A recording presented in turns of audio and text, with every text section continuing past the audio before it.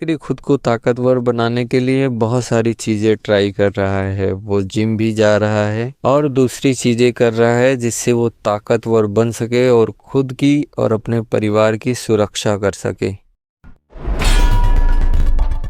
फिर ये अपने पिता पर चिल्लाता है कि जैसा आप सोच रहे हैं वैसा कुछ नहीं है। लेकिन उसका पिता कहता है कि बेटा तुम इस तरीके से मुझे मत बताओ और इतना शर्माने की कोई ज़रूरत नहीं है। जब मैं तुम्हारी उम्र का था तो मैंने बहुत सारे कांड किए हैं। मैं अपने समय में बहुत बड़ा सेंसेशन हुआ करता था। लड़कियां मुझ पर मरती थी और जब से तुम किंडरेड बन गए हो हम लोगों से बहुत ज़्यादा अच्छे तरीके से बात करने लगे हैं और तुम्हारी हेयर स्टाइल भी बहुत ज़्यादा फेमस हो गई है। चूँकि बचपन से ही मैंने तुम्हारे बाल को काटा है इसीलिए लोग अब हमारे दुकान पर बहुत ज़्यादा आएंगे क्योंकि तुम अब एक बड़े प्रतिष्ठित आदमी बन चुके हो। अब मैं जा रहा हूँ अपने सैलून। तभी जेकरी कहता है कि क्या मैं आपके साथ वहाँ आऊँ आपकी मदद के लिए। उसका पिता कहता है कि वहाँ मैं तुमसे मदद लूंगा, तुम अब एक किंडरेड बन गए हो, तुम जो कर रहे हो उसी काम को बहुत बढ़िया तरीके से करो, बाकी मैं संभाल लूंगा। अब तुम वैम्पायर की दुनिया में कदम रख चुके हो तो वहाँ मेरी नाक मत कटाना। जिससे जैकरी खुश हो जाता है और चिल्लाता है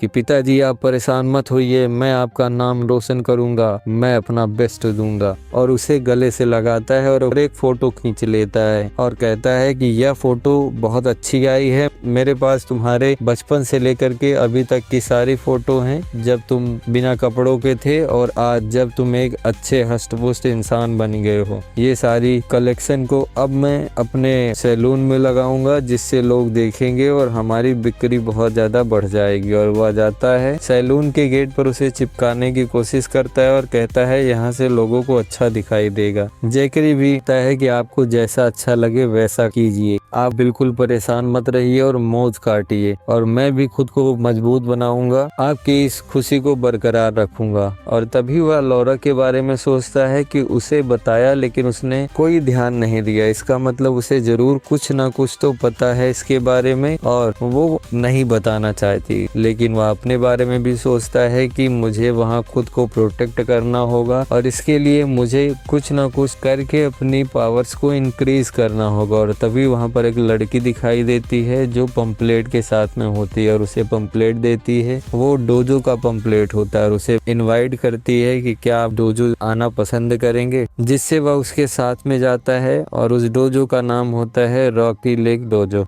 अब वहां जाकर के देखता है तो वहां जिम जैसा उसे दिखाई देता है और वह सोचता है कि ये तो जिम ही है, यहाँ पर इसे लोग डोजो के नाम से जानते हैं। और वो इसी के बारे में सोच रहा था और इधर उधर देख रहा था। तभी उसकी नजर रिंग में पड़ती है जहाँ दो बॉक्सर आपस में लड़ाई कर रहे होते हैं और बुरी तरीके से एक दूसरे को पंच मार रहे होते हैं, जिसे देख करके जैकरी परेशान होता है कि ये इतने ज्यादा वायलेंट क्यों हैं और शायद इसीलिए इसका नाम डोजो है। और यहाँ खून भी बहाया जाता है और इतने में ही रिंग के अंदर वाला आदमी जैकरी को बुलाता है कि हे नए लड़के, तुम तो बड़े अच्छे लग रहे हो, क्या तुम यहाँ पर आना चाहोगे एक राउंड के लिए। अब वह उसे बार बार इंसिस्ट करता है लड़ाई करने के लिए लेकिन जैकरी उसे रिफ्यूज करता है और कहता है कि मैं भी बहुत ज्यादा बिजी हूँ तो मैं लड़ाई नहीं कर सकता। लेकिन बॉक्सर कहता है कि डोजो में लोग आते हैं खुद को मजबूत बनाने के लिए और मजबूत बनाने का कोई दूसरा रास्ता नहीं है, आपको लड़ाई तो करनी ही पड़ती है। अगर तुम्हारे अंदर हिम्मत नहीं है लड़ाई करने की तो तुम ताकतवर कैसे बनोगे और तुम केवल एक कायर हो और कुछ नहीं हो। और वहीं जैकरी कहता है कि तुम मुझे प्रवोक कर रहे हो, अगर मैं जीत जाऊंगा तो क्या होगा और अगर मैं हारा तो उसके बाद में क्या होगा। तो वह आदमी अपनी आंखों को छोटी करता और कहता है तुम जीत जाओगे इसका सवाल ही नहीं पैदा होता और अगर तुम मुझसे हार जाते हो। तभी वह अपना बैच निकालता है कि मैं 3 स्टार कोच हूँ, तुम मेरे साथ कोचिंग करना,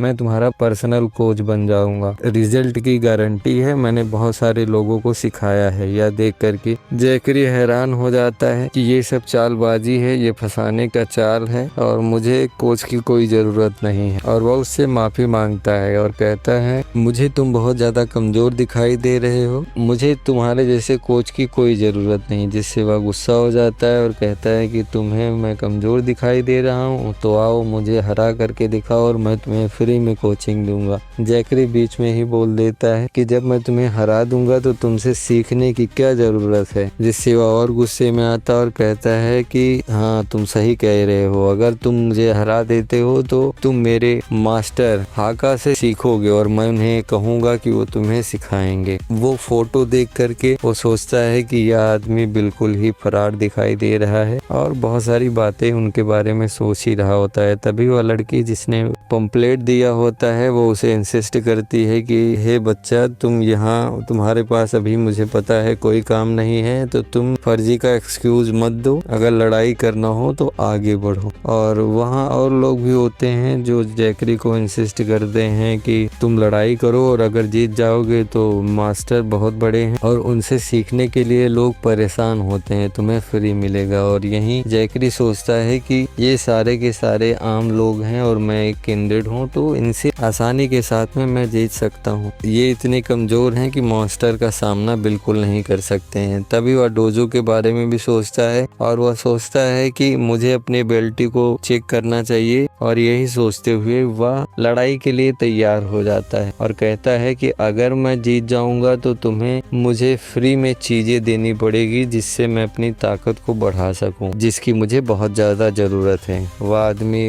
परेशान होता है और सोचता है कि ये बेवकूफ़ आदमी है, इसे कोच की ज़रूरत है, ये चीज़ें लेकर के पता नहीं क्या करेगा। और वह एग्री हो जाता है। अब वहाँ पर लड़ाई का पूरा माहौल बन जाता है और बॉक्सिंग रिंग में जैकरी भी आ जाता है और उसे ग्लव्स दिया जाता है जिसमें मीटर लगा होता है और वह मीटर देख करके हैरान होता है। जिससे सामने वाला फाइटर बताता है कि यह मीटर हमारी पंच की पावर को मेजर करता है और बताता है कि वह कितना ज़्यादा शक्तिशाली है। और वह बहुत सारे गियर्स वगैरह पहनता है और तभी उसकी नज़र रोप पर जाती है जो कि स्टील की बनी होती है। तब उसे पता चलता है कि ये एक्चुअल में सुपर नेचुरल पावर वाले लोगों की दुनिया है, इसी वजह से यहाँ पर भी लोग हो सकते हैं जो सुपर नेचुरल हैं, इसीलिए यहाँ ये रोप स्टील की बनी हुई है। यही सारी बातें सोचते हुए वो गियर्स को पहनता है और वहाँ पर फाइट स्टार्ट हो जाती है। और जैसे ही फाइट स्टार्ट होती है सब लोग सामने वाले आदमी को चीयर करने लगते हैं कि इसे मसल दो, मार दो,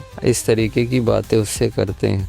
तभी वह एक पंच मारता है जिससे जैकरी आसानी से डॉज करता है और बगल निकल जाता है, लेकिन तुरंत ही वह अपने रिफ्लेक्स को मेंटेन करते हुए दूसरा पंच देता है। लेकिन इस बार खुद को वो ब्लॉक करता है, हटने का टाइम नहीं होता और बॉक्सिंग मीटर पर 299 दर्ज होता है, जिसे देख करके लोग बहुत ज़्यादा चीयर करते हैं और अपने कैलिबर के बारे में भी एक दूसरे से बात करते हैं। और फिर से वो एक दो पंच उसी तरीके से मारता है, लोग चीयर भी करते हैं, लेकिन जैकरी खुद को डॉज करता है। और हमें तभी पीछे खाका दिखाई देते हैं और वो कहते हैं कि तुम्हें अपने पंच को बूस्ट करना चाहिए, ऑल आउट जाना चाहिए। वहाँ लोग खाका को देख करके बहुत ज़्यादा हैरान हो जाते हैं और खुश भी होते हैं। फाइटर भी मास्टर को देख करके परेशान होता है और वो कहता है कि मैं अपना बढ़िया दूंगा, लेकिन मास्टर उसे डांटते हैं कि यही कारण है कि तुम बहुत ही कमजोर हो और तुम्हें 3 स्टार रेटिंग मिली है। तुमने देखा नहीं कि वो किस तरीके से खुद को बचा रहा है और वो आसानी से तुम्हारे 299 पंच को झेल ले रहा है। इसका मतलब ये है कि वो तुमसे ज्यादा स्ट्रांग है, जिससे लोग भी इस बात को समझते हैं। और वह फाइटर बहुत ज्यादा गुस्सा होता है और तुरंत इन बातों को दिमाग में रखते हुए 388 का एक पंच देता है, चिल्लाता है कि ये किलिंग मूव है, अब इससे तुम नहीं बच सकते। इसी के साथ आज का हमारा चैप्टर यहीं क्लोज होता है। कल मिलते हैं